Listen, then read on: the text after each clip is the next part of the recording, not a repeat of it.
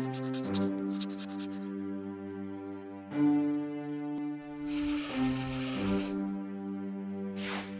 ça arrête pas mes visites depuis ce matin, là. Ça rentre, ça sort. Ouais, un vrai moulin. Tu l'as dit, cousine. J'ai plutôt l'âge d'être ta grand-mère que ta cousine, mon petit. Mmh. Vous croyez qu'ils vont vendre la boutique de Monsieur Guy? À ton avis, c'est pourquoi toutes ces visites pour taper des scraps? On n'est pas à l'abri qu'ils nous foutent encore un Dailymonop.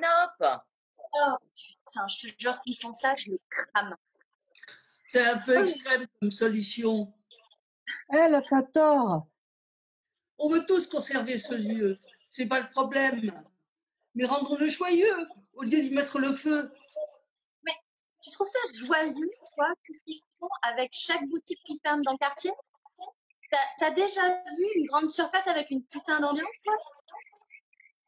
Justement, au lieu de râler, rendons-le fécond, indispensable, nécessaire. Et comment tu vois ça?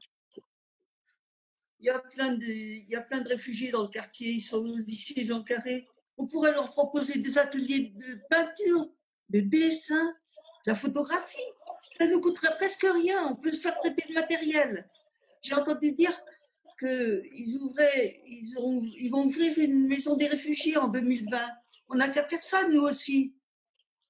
Ah, putain, mais c'est pas vrai. Pourquoi, dès qu'on parle de faire quelque chose quelque part, il faut forcément emmerder les migrants?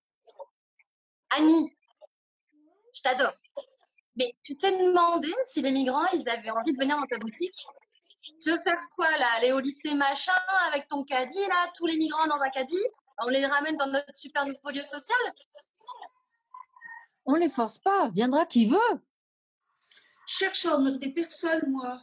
Je pense juste qu'un peu de dessin et de la peinture, ça fait du bien quand on n'a pas les mots. Et puis quand on est migrant, on a vécu des situations difficiles. On a des traumatismes souvent. Les migrants, les migrants, les migrants. Tu dis ça comme tu dirais les jeunes, les sans-papiers, les drogués, les banlieusards, les sadistes, les fous. Ça remplace. Et là, tu remplaces ça par les Noirs, les Arabes, les musulmans. Et ben là, tu parles comme BFM TV. Hein? Pourquoi, quand on parle de certaines personnes, on en parle toujours juste comme des flux, des pourcentages, des chiffres? Parce que ça les rend invisibles. Hein? Et ça nous arrange. Ça va, on se calme. Elle proposait juste un atelier peinture. C'est pas si con. Enfin, apprendre à des migrants, comme tu dis, que s'ils mélangent du rouge avec du jaune, ça fait du orange. Ça va pas arranger leur situation. Ça va, on a compris. Non, mais quitte à vouloir leur filer du papier, va avec eux à la préfecture, plutôt que de leur faire des origamis. Bon, stop, ok, on est d'accord. Le dessin, la poterie, on verra ça plus tard. Là, on se l'écaille, on a besoin d'un repas chaud. On n'a qu'à occuper le lieu pour en faire une cantine. On met un frigo devant la boutique et on demande aux gens du quartier de mettre les aliments qu'ils ne vont pas consommer dans ce frigo. Après, nous, on cuisine, on prépare, on distribue. Ton idée, c'est de mettre un frigo dans la rue. T'es sérieuse, toi? Et pourquoi pas une machine à laver et un sèche-linge aussi? Je décline juste le principe du café suspendu en frigo, partagé. Tu laisses quelque chose pour celui qui passerait et qui en aurait besoin. Donc toi, tu files tes restes à ceux qui n'ont rien à bouffer. L'abricot que ton gosse ne veut pas manger parce il est trop mou, trop dur, il a trop le goût d'abricot, tu le mets dedans ou pas? Les yaourts périmés, mais seulement d'une semaine, hein? Tu les mets ou pas? Non mais explique-moi comment ça marche. Ton épicerie du j'en veux pas, je jette aux pauvres. Et s'ils n'ont plus de pain, qu'ils mangent de la brioche. Vous êtes des gros cons cyniques. Non, on est riche et on n'essaie pas de se racheter une conscience. Que vous leur donniez de la bouffe ou de la culture, ils resteront pauvres et on restera riche. Moi, je suis pas d'accord. La culture, c'est quand même une richesse. Bah, tu vas leur sauver la vie en les mettant en cercle et en leur faisant danser la sardane? Bon, et tu proposes quoi, toi? Ah, voilà, la grande arnaque. Quand on n'est pas d'accord, il faut forcément avoir quelque chose à proposer.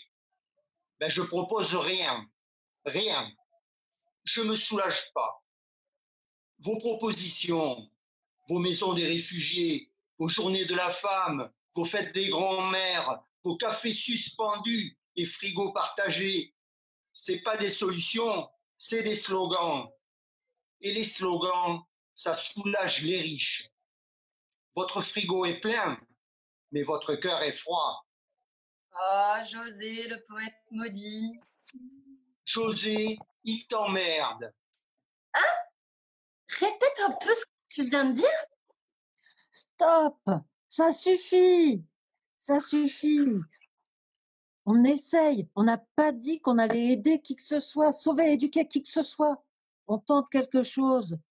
Et si quelqu'un veut se joindre à nous, on l'accueille. C'est tout. Et le reste, on l'inventera au fur et à mesure.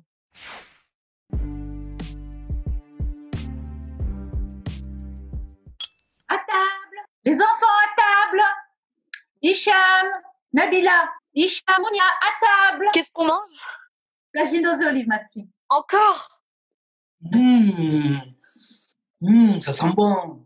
On pourrait pas manger comme tout le monde pour une fois? Quoi, comme tout le monde? Qu'est-ce qu'ils mangent, tout le monde? Je sais pas, maman, du gratin dauphinois, des escalopes de veau. Bah oui, fais-lui un bon rôti de halouf, mam. J'ai pas dit ça, juste la semoule et la harissa avec des sauces, c'était lourd. Il aime plus ma semoule maintenant. Elle veut vivre comme les Américains. Pourquoi tu es dans une chaîne Netflix? T'as déjà vu des film américain, toi? Papa, tu devrais pas, tu sais ce qu'a dit le docteur. Oh, le docteur, c'est un menteur. T'as vu comme il est gros? Il est gros comme ça, il va me dire c'est moi le malade. Allez, ça suffit. Hicham, tu veux du tagine, Waldi? Vas-y sur la sauce, la harissa, ça tue les microbes. Nabila, tu travailles, faut que tu manges ton assiette. Et comment ça va le travail? Il t'écoute? C'est toi le chef? Papa, je t'ai dit, ça marche pas comme ça, je fais du consulting, il n'y a pas de chef. Personne ne doit écouter personne. Mais avec le consulting, il y a quand même un patron. Mounia! Qu'est-ce qu'elle fait celle-là? Oui, il y a un patron, mais on le voit jamais, il vient apparaître une fois par mois. Et t'aimes bien le patron? C'est important ça. Oui, enfin non, je sais pas. Mais je t'ai dit, c'est pas l'armée, il n'y a pas de chef. Et tu vas au travail habillé comme ça? Comment comme ça? Comme un clochard, sans le tailleur? Mais c'est les jeunes maintenant. Avec les startups, ils travaillent même en patin roulette. Maman, il a dit coca? Et c'est moi qui veux vivre comme une américaine. I don't understand what you tell me, Mr. Nobody. Oh, I can translate, idiot. I was Ça saying that suffit. you were an Am- Vite, finis ton assiette, toi. Hein? On ne parle pas n'importe quoi chez moi. Hein? Mais laisse-les. L'anglais, c'est la langue des entreprises. Sois fier. Ta fille, elle parle la langue des riches. La langue des riches? On va voir quand on va retourner au bled qui sera le riche. Ahmed a planté 3 oliviers devant la maison là-bas, comme j'ai demandé. Un pour toi, un pour ton frère, et le plus beau pour ta petite sœur. Mais qu'est-ce qu'elle fait celle-là? Mounia, Ihala. Vous avez vu ce qui se passe en bas? Dans la boutique Relais Colis, là? Ah non, la boutique de Monsieur Guy? Oui, enfin, je sais pas, la boutique des Western Union. Il y a des manifestants dedans. Ah bon, mais pourquoi? Il est gentil, le monsieur qui tient la boutique. Il est parti, non? Je sais pas, mais il y a des jeunes maintenant, ils foutent le bordel. Pour une petite boutique pourrie, il va faire la révolution. Tant qu'ils viennent pas nous embêter à nous, ils font ce qu'ils veulent. Si ça leur fait plaisir, la révolution, Mais non, ils font pas ce qu'ils veulent, papa. Parce que bien sûr que ça va nous retomber dessus. Ceux qui sont pas trop bronzés, ils vont s'en sortir avec un petit contrôle de routine. Et les Arabes et les Noirs, on va les emmener au poste. Et après, tout le monde va dire que c'est nous qui foutons la merde dans le quartier. Mais pourquoi tu vois toujours les problèmes? Je vois pas les problèmes, mais tu vas pas me dire qu'ils sont pas débiles, les Noirs et les Arabes, qui font le blocus dans la boutique. Ça sent le mafé dans toute la rue avec leur marmite collective. Après, ils se plaignent parce qu'on dit que les Noirs ça pue et que les Arabes c'est des voleurs. Bah, s'ils restaient chez eux au lieu de faire leur révolution toute pétée là, ils auraient pas de problème. C'est tout. Mounia, elle parle avec ses copines sur Instagram et après elle mange froid. Instagram, maman. Mange-toi. Mais putain, regardez-vous, même vous êtes comme ils disent. Et comme ils disent quoi? Tu veux dire quoi, là? Hein, si t'es pas bien ici, tu t'en vas. Si t'aimes pas le tagine, tu t'en vas. T'es une arabe, ma fille. Hein? Si t'as honte, faut pas rester ici. Tu vas manger tes cuisses de grenouilles et boire ton vin français ailleurs. Ici, tu respectes. Mais papa, regarde-nous. Comment tu voudrais que j'oublie que je suis arabe? On parle fort. On dit un mot sur deux en arabe. J'ai un prénom arabe. Mon frère et ma sœur ont un prénom arabe. On mange arabe. On boit arabe. On achète arabe. On respire arabe. On chie arabe. Et on n'assume pas qu'on vit en France. Et qu'au fond, on rêverait d'être confondu avec un Français. Mais ça ne nous arrivera pas. Parce que ça se voit sur notre gueule qu'on est différent. Et notre gueule, on l'aura toujours. Ouais, on aura toujours nos sales gueules, sales gueules, sales gueules. Arrête-toi, respecte un peu. Pardon? Si tu veux, on t'appelle Jean-Marie maintenant. Y a pas l'heure sur ton portable? On a eu du mal à finir l'exposé. Les droits de l'homme, c'est long. Tu respectes l'heure du repas ou tu manges pas, hein? Et t'es avec un garçon? Mais n'importe quoi. J'étais chez Inès pour l'exposé. Ça va? Inès, c'est assez français pour toi? Toi, la prochaine fois, tu respectes pas l'heure du repas, tu manges pas. Donne-moi son numéro. T'as pas fait de bêtises? Non, maman. Voilà, je te jure, c'est elle là, elle balance pour pas qu'on parle de ces magouilles. Là, on parle de toi. Donne-moi son numéro. Donne-moi le numéro de chez qui t'étais. J'étais avec Marianne, je te dis, pour l'exposé. C'est Marianne ou c'est Inès maintenant? Donne-moi son numéro. À Marianne ou à Inès? Tais-toi. Donne-moi le numéro de chez qui t'étais. Mais vas-y, lâche-moi. Je te donne pas le numéro. On n'appelle pas chez les gens à l'heure du dîner. Ça se fait pas. Ah, maintenant, ça t'intéresse l'heure du dîner? Donne-moi le numéro. Vas-y, c'est bon. J'ai été à la quincaillerie, là. On est en train de l'occuper. C'est bon, t'es contente? Quoi? T'es avec les punks en bas, là? C'est pas des punks, c'est des gens du quartier. Il y a même des vieux, si tu veux savoir. On essaie de faire quelque chose pour pas qu'ils ferment tous les commerces du quartier. Tu devrais être contente. Mais t'étais avec Mariam quand même, hein? Quincaillerie, n'empêche que l'heure, c'est l'heure. Tu veux faire partie de la racaille? On nous prend pour des étrangers. Tu veux qu'on nous traite de voleurs? Mais il n'y a pas que des étrangers. Arrête avec ça. Tout le monde se mobilise. On a besoin de moi là-bas. C'est hors de question que tu y retournes. Papa, dis quelque chose. Si elle est à l'heure, J'ai pas d'ordre à recevoir d'une fasciste. On verra qui ce sera les fascistes quand ils viendront vous taper dessus. Reste dans ton terrier si tu veux. Moi, j'y retourne. Ça suffit. Maintenant, tu manges et tu vas faire tes devoirs.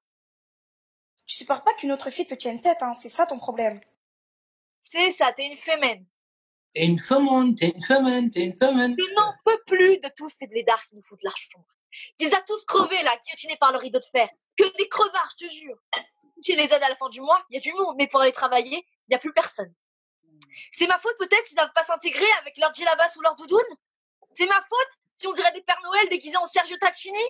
oh le blédard, parle correct, toi. Ils sont pas contents qu'ils aillent retourner faire les paysans dans leur brousse là. Qu'ils nous fassent pas chier. Que des crevards, je te jure, je pourrais tous les aligner devant le rideau de fer là. Et ta bande de bouffons avec leurs pancartes.